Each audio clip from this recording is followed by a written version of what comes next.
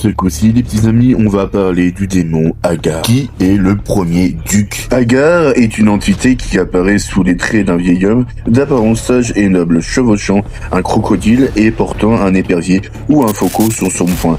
Malgré cette apparence calme, il cache une puissance redoutable. Son origine, comme beaucoup d'entités de cette hiérarchie, ses racines sont floues, mais certains chercheurs y voient une déformation de divinité ancienne liée à la terre et au mouvement. La nature, il est décrit comme étant une nature douce, en apparence, mais capable de provoquer des catastrophes naturelles et commande 31 légions d'esprits. Sa hiérarchie de classe 2, bien que techniquement sous les ordres des rois, les ducs possèdent une autorité immense sur les légions infernales. Son but, c'est qu'il a le pouvoir de ramener les fuyards et de faire revenir ceux qui sont partis loin. Il enseigne toute langue et langue du monde instantanément. Il a aussi le pouvoir de détruire d'inités spirituelles ou temporelles, et de provoquer des tremblements de terre. Son nom de symbole, c'est-à-dire le sceau. Son sceau est utilisé pour fixer son énergie et ressembler à une structure géométrique complexe avec des lignes droites et des cercles aux extrémités. Alors là, les petits amis, on va savoir comment éviter de se faire attaquer. Alors, Agar est une entité de mouvement. Les attaques ou les influences négatives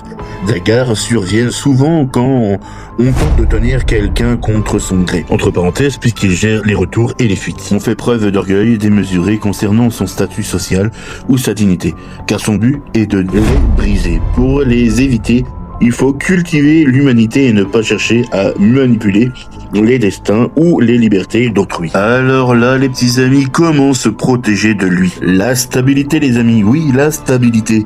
Puisqu'il provoque des tremblements de terre physiques ou émotionnels, la meilleure protection est l'ancrage. Être mentalement et spirituellement stable comme un roc annule son influence. Nous avons ensuite le silence.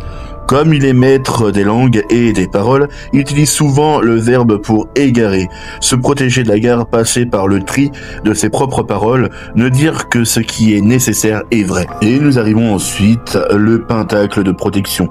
Comme pour Baal, le port d'un symbole de protection universelle, comme le pentagramme ou un symbole de foi personnelle, agit comme un bouclier contre les légions. Et maintenant, petite note pour tes enquêtes. Oui, toi qui me regardes derrière ton écran.